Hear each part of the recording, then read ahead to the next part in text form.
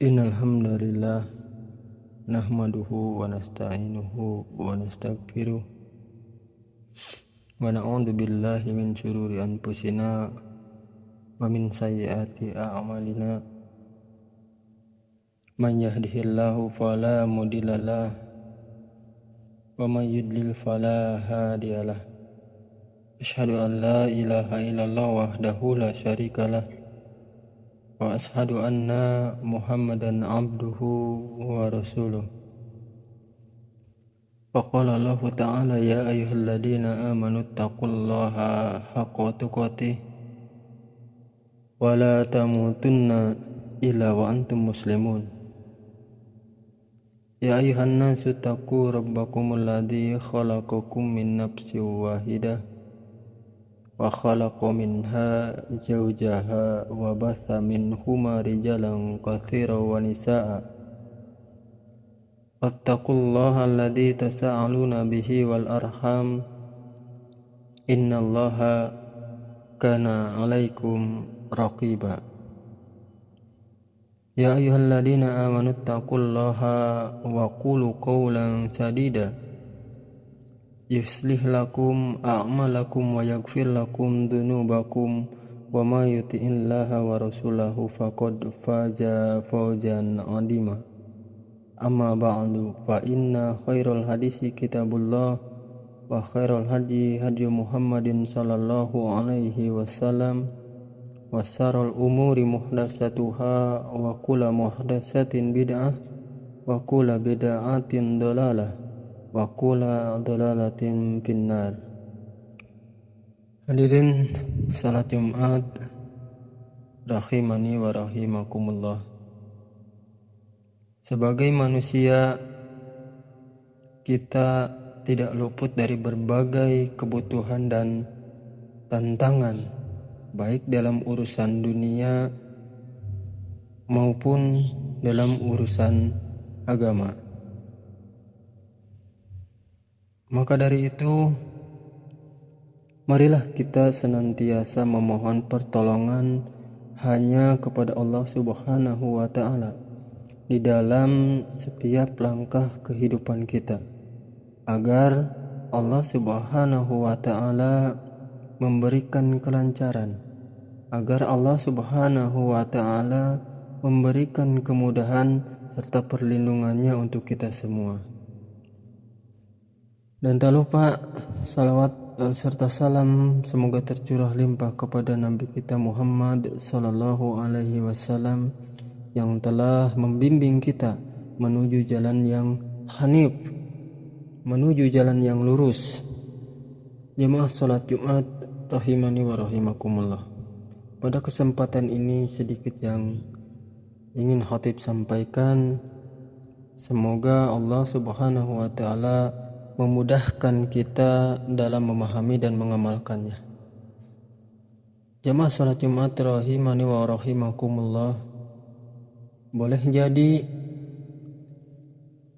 di antara jamaah yang duduk di rumah Allah saat ini atau di masjid ini ada hati yang sedang terluka parah. Boleh jadi ada jiwa yang sedang menyimpan duka mendalam yang tidak sanggup diceritakan kepada siapapun.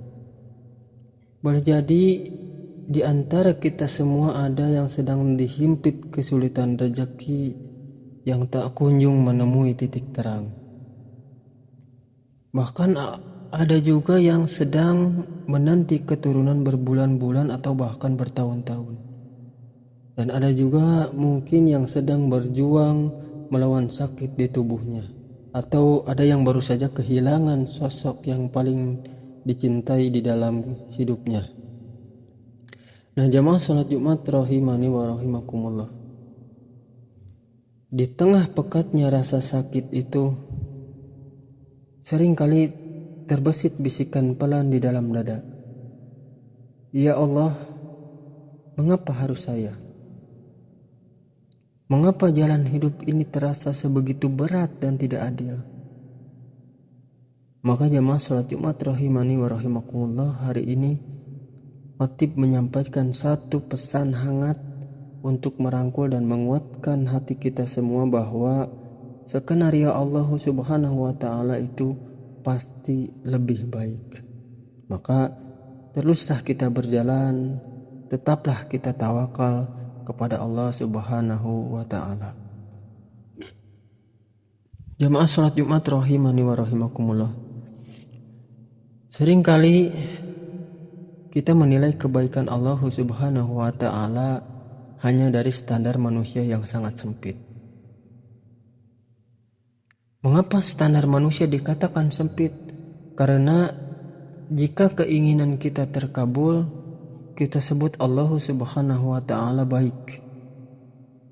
Namun jika takdir berbelok ke arah yang tidak kita sukai, kita bahkan cepat sekali berkecil hati, bahkan ragu akan kasih sayang Allah Subhanahu wa Ta'ala.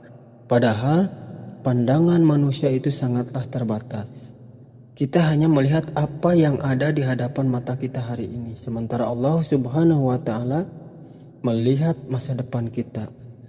Bahkan Allah Subhanahu wa Ta'ala melihat hingga ke akhirat nanti. Allah Subhanahu wa Ta'ala berfirman di dalam Al-Qur'an, wa asa an takrahu sayyi'a wa huwa khairul lakum wa asa an tuhibbu sayyi'a wa huwa syarrul lakum wallahu ya'lamu wa antum la ta'lamun. Boleh jadi kamu membenci sesuatu padahal ia amat baik bagimu, dan boleh jadi pula kamu menyukai sesuatu padahal ia amat buruk bagimu. Wallahu ya'lamu wa antum la ta'lamun. Allah mengetahui sedangkan kamu tidak mengetahui. Nah, hadirin jamaah salat Jumat rahimani wa rahimakumullah. Mari kita selami bagaimana para ulama besar menafsirkan ayat yang sangat agung ini. Al-Imam Ibnu Katsir rahimahullahu ta'ala menjelaskan di dalam kitab tafsirnya bahwa ayat ini adalah kaidah universal bagi kehidupan manusia. Nah, seringkali seorang hamba membenci suatu peristiwa seperti rasa sakit, seperti rasa kehilangan atau kegagalan, padahal di balik peristiwa yang dibencinya itu Allah Subhanahu wa Ta'ala telah menyiapkan pintu-pintu kebaikan.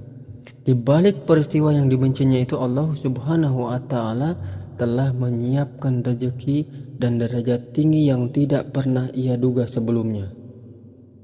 Kita seringkali memohon kepada Allah Subhanahu wa Ta'ala untuk mengubah keadaan kita.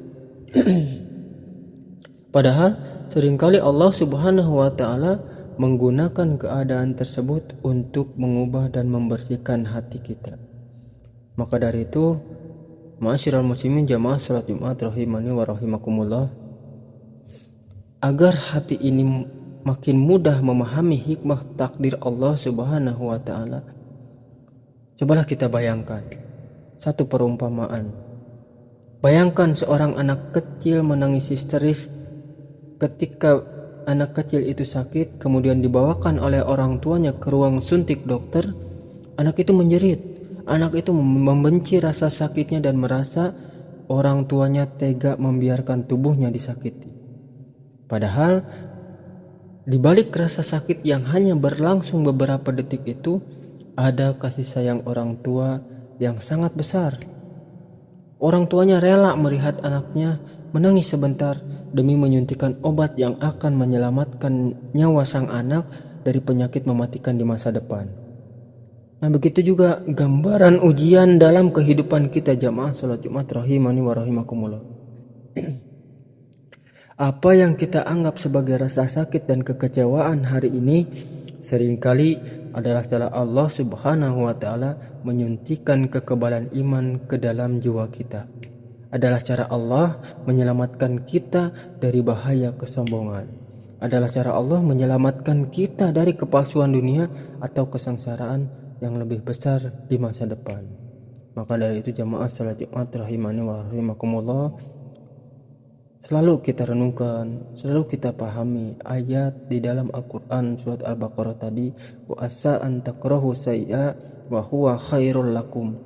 Kata Allah, boleh jadi kamu membenci sesuatu padahal itu amat baik bagimu. Wa asa an tuhibu sayyi'a wa huwa syarrul lakum, dan boleh jadi pula kamu menyukai sesuatu padahal itu amat buruk bagi kamu.